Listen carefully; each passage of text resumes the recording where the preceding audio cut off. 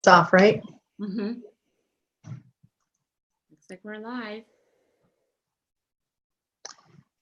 Hello. It's now streaming live. Yay, we are live on Facebook. So welcome everybody. Oh, I need to.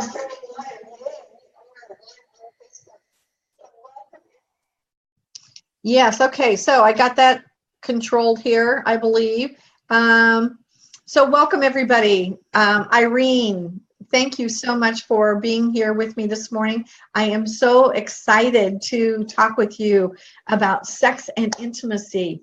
And everybody that can join us, what I would love to have you do, first of all, Irene, is to just tell me a little bit about you. Sure. Well, hi, everyone. I'm so excited to be here as well and have this conversation with you, Janet. I am Irene Fehr. I am a sex and intimacy coach based out of the Denver metropolitan area. And I work with mostly women and couples around the topics of sex in relationships. So we work on some of the thornier topics such as low libido and painful sex and sexless relationships, to some of the more fun stuff, such as how to create more intimacy, more fun, more connection in long-term relationships. Cool, very cool. Well, I work mainly with, as we've talked about, I work mainly with single women on dating. So I'm not yet necessarily into the couple phase. It's more the preparation phase. So I am wildly curious about your take on sex and dating. Women's attitudes towards sex going into dating, what trends you are seeing. When is, one of the biggest ones I hear is, when is it appropriate to have sex, to start having sex with someone? So where would you like to start? Which question would you, I know I threw several at you. Which one would you like to start with? Yeah, let's start with this question of like, when should I have sex for the first time? Okay. And I want to say too that yes, I work with couples in relationships today, and in my work, I can trace so much of the issues that they face later on in the relationship to the dating phase. Really? What kind of things happened initially, or what kind of things didn't happen? What kind of questions weren't asked? What kind of topics weren't addressed between the couple that actually lead to some of the issues later on? So this is a really powerful question. So when should I have sex for the first time? And I want to reframe this question from a question of morality, like what we talked about right before being on live. Yes, awesome. Not so much a question of morality as much as a question of, how can I make the most powerful choice about this relationship when it comes to sex? Yes. And that has to, that question has to be answered in a conscious way. And what I mean by that is, you have to think about what's happening in the relationship as you're having sex. So well, let me step back a little bit. So when we have sex, we release hormones. We release oxytocin, serotonin, a bunch of make us happy hormones. Yeah, a cocktail, right? You can call it a cocktail. Yes. Exactly. And one of the most powerful chemicals that comes out through sex is a bonding chemical called oxytocin. And when we are flooded with oxytocin, we want to bond with a person. Now that the hormone does not distinguish whether we're bonding with a good person or a bad person. We're bonding with someone who's going to be compatible with us long term, or if it's a bonding with someone with whom we just had a lot of fun. And so what's really important is to make some of those judgments. Of course, we can't make all judgments right away from a conversation, but to get a sense of, who am I with here? How does this person show up? What are they like? Does this partner care about me?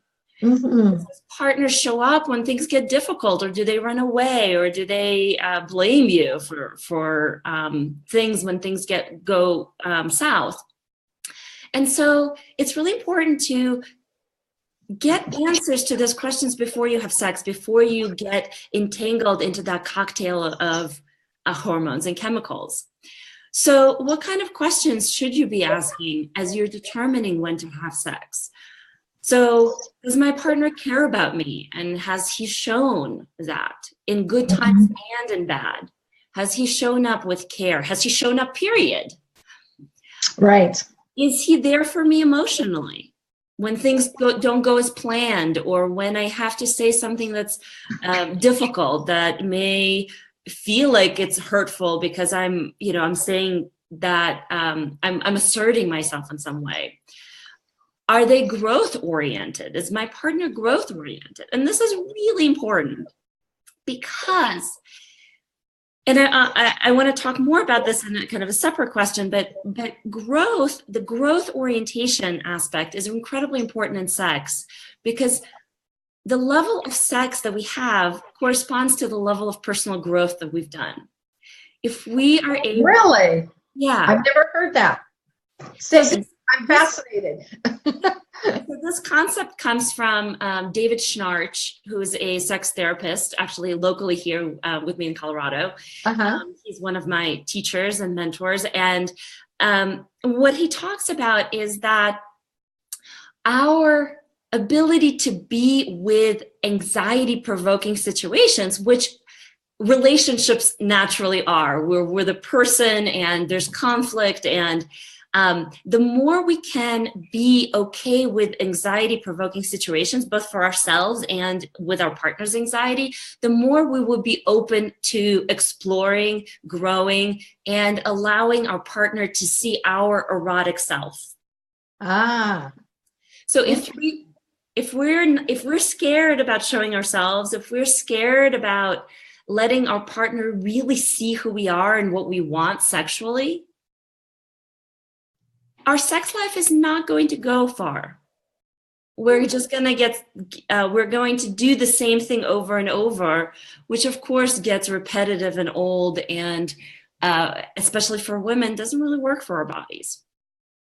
And so this is this concept of our, the depth of our sex life depends on the depth of our personal growth. Interesting. And so that's fascinating. I've never heard that. Yeah, and so tying it back to the first time of when would be the first time of having sex, is seeing, like, is my partner growth oriented? Are they curious? Are they wanting to see things? Are they open to doing some of the more challenging things around intimacy, such as sharing where they are, sharing their fears, sharing really how they feel, and not really filtering it to look good or please the other person, but are they really, truly real and honest? Right. This is going to be, this is going to give you a lot of information of what your sex life might look like further down the line. Interesting. Fascinating. Well, I would think also what you said about that bonding hormone, the oxytocin, that a woman would really need to then be conscious of, okay, if I'm going to do this, then I'm risking being bonded to this person. Yes. Am I ready for that? Would that be accurate? Exactly. Yes, absolutely. You have to, at that point, at least have thought about that. Do I want to be bonded to this person? Do I want to go further? Is this, a right person for me at some level? Obviously, it's not easy to determine that 3 weeks in or even 3 months in, but to start thinking about that and to start paying attention to the signs and to the information that's coming your way. Now, is this the same for men? Do men bond at the same level? Do they have this oxytocin happen for them? They also have oxytocin released, but it's not as much. The oxytocin is very much, it's more present in women's bodies because it's the hormone that helps women bond to children. So that's why on those videos, when you see the mama cat nursing the rabbit, and she doesn't, later she's going to eat the rabbit, right? Exactly. She doesn't know. No love. Okay. Exactly. So absolutely men experience that, but not to the same amounts, and it's not biologically designed for them the same way. Okay. It is also designed to bond with children, but not to the same extent as for women. Okay, so I could imagine maybe there being a conversation, I'm kind of jumping ahead, of saying to the man, okay, if we do this, I'm going to be really bonded to you, because, you know, that thing of what makes sense now is how women collapse sex and love. Mm-hmm. And that's why, right? That would be why? Part of it. Yeah, part of it. Yeah, because of that bonding feeling. So part of it might be, okay, if we do this, then I'm going to be really bonded to you, and are you ready for that? Yeah. Exactly. Yeah, so for him to take some responsibility too. Yeah. This is what's going to happen for me, and this is what it's going to mean. Okay, cool. Good information. And to what you're saying too, it's really important to have what I've heard been called as the other safe sex conversation. So there's the safe sex conversation that we know about STDs and pregnancy, but there's also this other aspect of, what does sex mean to you? The other safe sex, emotional safe. Exactly, emotional safety. So understanding. I got to write that down. Sorry. Okay, go ahead. Sorry. No, it's well, sharing yourself. Like, yes, sex for me means love. I'm expressing love, or I'm opening my heart to you, and that's what sex means. And it's important to know if the other partner sees it this way or not, because for some people, sex is for fun. Sex can be just like you meet another person and you talk to them, or you have sex. That's like a way to connect and, you know, get to know someone, but it may not carry the meaning of love, or oh, this is important to me, or you're important to me. Mm-hmm. So it's really important to understand like where you align or where you don't. Right. That would line up with what I talk about of dating intentionally. Yeah. Are you dating casually, or are you looking for a relationship? Exactly. So, you know, is it casual sex or is it relationship sex? So, okay, great. I love it. Anything else you want to add to that? Yeah, the other thing is that, you know, what you mentioned, that for many women, sex equals love, and it comes from the oxytocin piece, and it also comes from the fact that women's bodies, when we open ourselves up physically, right, when we open ourselves up so a partner can enter us, we're also opening our hearts. So for women, the link is more intertwined. Like, our bodies are these sacred temples, and when we open it up, it's like you open the door to our heart, and we express ourselves in a different way in sex. And that's not exactly the same for men. For men, the heart opens after they have sex. Really? And so this where there's a mismatch. So if the guy is not that into you, or if it's not the right match, like if you're thinking like, do I want to be with him long term, and I don't know, you're actually letting someone in without really seeing if they reciprocate. So again, the question of when do I have sex is not a morality one of putting it off until like some objective date, but to really actually see and feel like, yeah, this guy cares about me, that he has opened his heart to some extent before we had sex, because that's going to prevent a lot of disappointments and this place of, I want my guy to do more, or to express more love, or to care more about me after sex. So it's about, you know, seeing those answers before you have sex. And that could be 3 dates or 3 months or something in between. And having these conversations, like you said, dating intentionally, having these conversations, like the emotional safe sex conversation, is going to give you some information and clues about that. It does. Well, at least you know what you're saying yes to, right? Exactly. So if I do this and I have these conversations, at least I know the risk I'm taking. Exactly. I'm informed now. Yeah. I'm going into it awake and conscious. Yeah. Yes. So how does any of this chemical cocktail that you're talking about, does it start happening before intercourse, or just like with kissing and fondling and things? And Oh, absolutely. Okay. So it starts with touch. So oxytocin, even pretty significant levels of oxytocin are released when we're hugging. So some studies say if Ah, you hug for 8 seconds a day, you get a rush of oxytocin. And of course, that goes up if you are fondling and kissing and touching and making out, and the oxytocin goes up. okay. And it when intercourse is happening, and let me put a caveat to that, when it's conscious intercourse, so when you're there and you're able to be in the moment, as opposed to kind of like you're bearing it and you're like, okay, let it be over very soon. Okay, hurry up.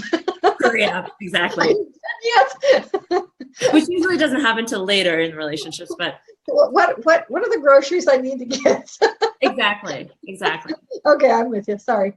But yeah, if it's pleasurable sex, if it's pleasurable intercourse, Right. and you're into it, yeah, the release of oxytocin will be really high. And but it's important to know that it doesn't just start with intercourse. It starts. Yeah, I think that's really important because so now I'm just thinking of my ladies that that are dating, that this bonding thing can start right away. Yeah. Yeah. So really being aware of, one of the things I say is your feelings will lie. Your gut won't, but your feelings will. And it's because of this chemical cocktail you talk about. Mm-hmm.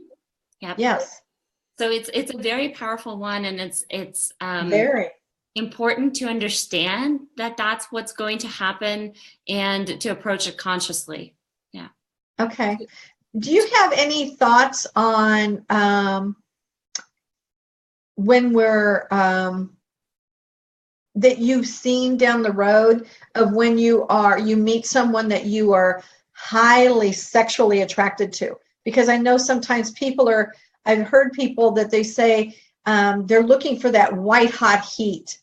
Yeah. Yeah. So my experience of that is that doesn't last. And I also married that, and it definitely didn't last. But I based a lot on that feeling. Can you speak to that? Yeah. Oh, that happens to so much of us, and I relate to that as well. Just to sidetrack a little bit, the way I ended up doing this work is I was in a sexless marriage 10 years ago, and I faced a lot of the issues that I work with women on today. But our sex life started off hot. We were doing it several times a day, and it was really intense and hot. And I had assumed that's how it's going to be. Right. And it's true that this hormonal cocktail drops, because this hormonal cocktail comes from newness. We're meeting someone new. There's possibility there. There is so much happening that's exciting. And it's also exciting on the physical level because, so this is unique for women. Our sexual desire comes from arousal. So for most women, it's dependent on arousal. It follows arousal.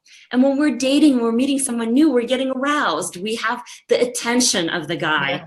We are getting, random texts. Hey, I'm thinking about you. We're getting flowers. We're getting taken out. And really, like, we're the center of attention for this man in the beginning of the relationship.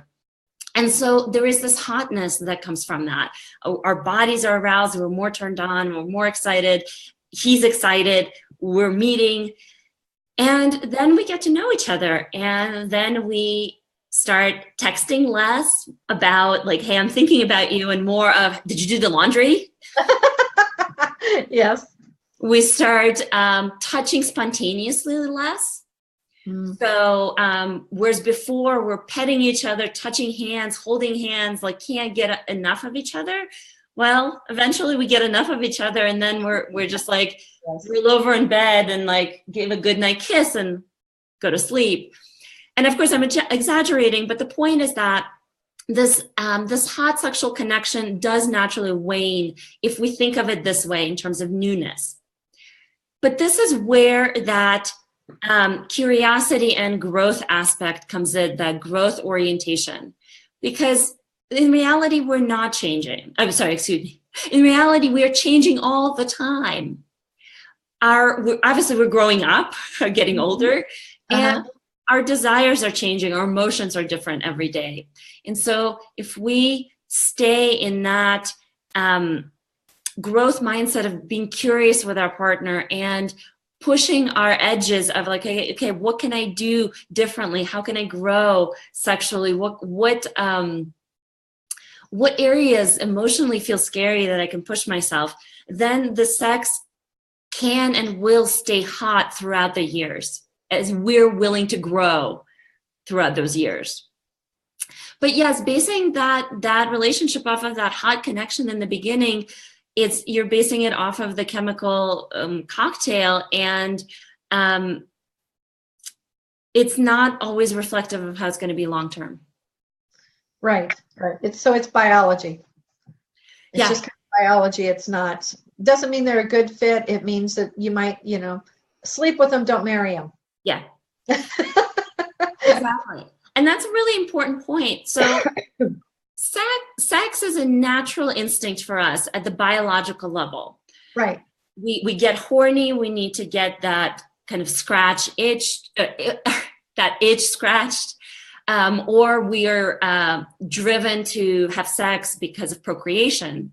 So all of that is really deeply and programmed and easily accessible. Now, the intimacy part and the relationship, what makes a good relationship, that actually comes from a different side of the brain, has to be accessed consciously and intentionally, and requires actual skills. Oh, okay. So sex for procreation or to scratch an itch is instinctual and biologically programmed.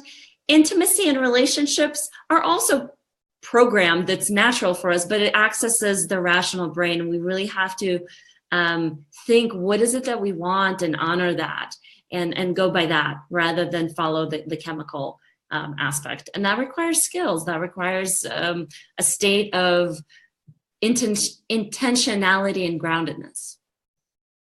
Awesome. Well, it's been 25 minutes and we haven't gotten off the first question.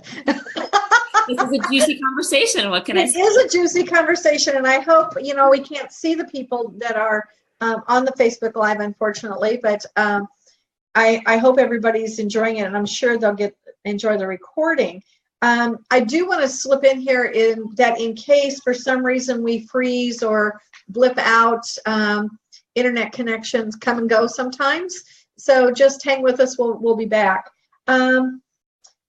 Could you speak a little bit about, women I know have it's innate, it's an instinct for us to please, and a little bit about how that benefits the sexual relationship, and what women need to be aware of because of that instinct, because our instincts often don't serve us well. Yes, and this is a really powerful one. It's so true. So part of women's nature is to nourish and take care of others. And I want to qualify this term to please, because nourishing and taking care of others has become synonymous with pleasing others. But that's not exactly the same thing. Actually, culturally, it has developed culturally that women have to be pleasant and to please men at the expense of their own self. Yes. So, for example, it comes from, of course, having children. We nourish our offsprings. We take care of them. We want them to be happy. So that is part of who we are. But when we do that at the expense of our own needs or our expense of our own nature, when we drain ourselves low with nothing left to spare, we actually hurt ourselves, and we start to hurt our others around us.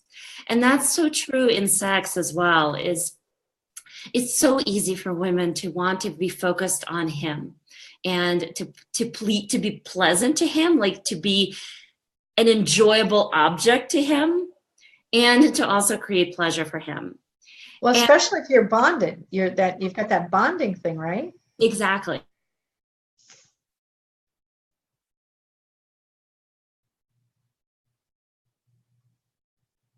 Okay, so this was the freezing we're talking about. If you can still see me, but maybe not Irene. Just hang with us, and we will be back. It will. We've tested it, and it. Don't know why it comes and goes. It doesn't normally do this, but fascinating conversation. So just hang in there. We'll be right back.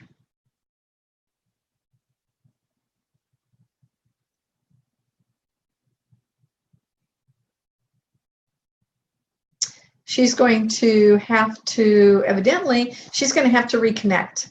So just stay tuned with us. We're going to continue talking about the importance of understanding how your instinct of wanting to please that is exacerbated or even more pronounced because of the oxytocin hormone, the chemical cocktail that she talked about. So hopefully in a second she'll be back. I'll maybe just check with her on my messenger to see. Yeah, she lost her internet. So she will be right back, everybody. I want to know more about this. I want to know, we're going to be, in just a minute, we're going to talk about really understanding female arousal. And because when we meet someone and it's that newness that she talks about, and we've all experienced this, that it's, bang, it's just there.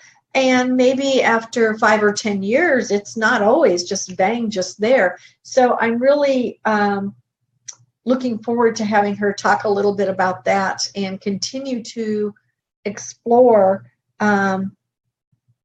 what it means to set things up in the beginning.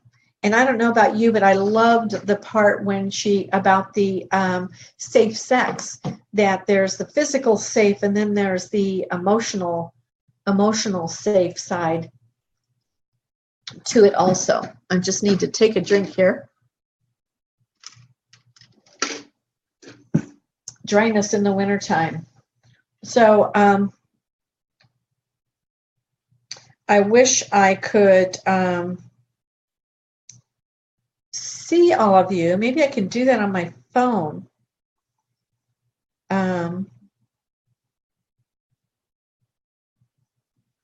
I really appreciate you guys hanging with us.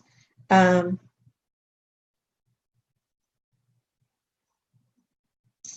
staying with us on this.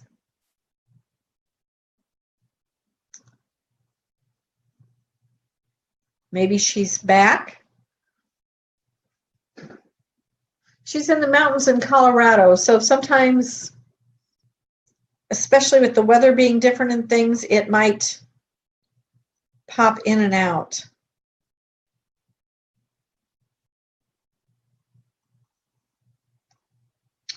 Okay, so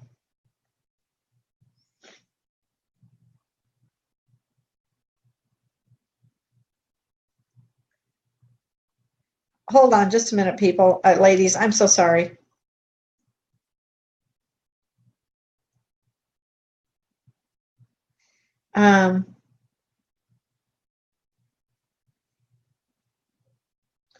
It looks like her internet connection isn't coming back on.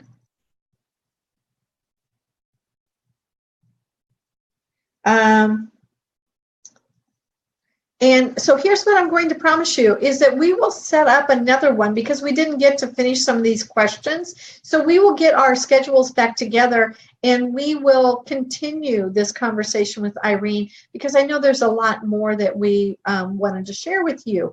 So again, I'm Janet Tingwald, as you know, with Reality-Based Romance, and Irene Fehr.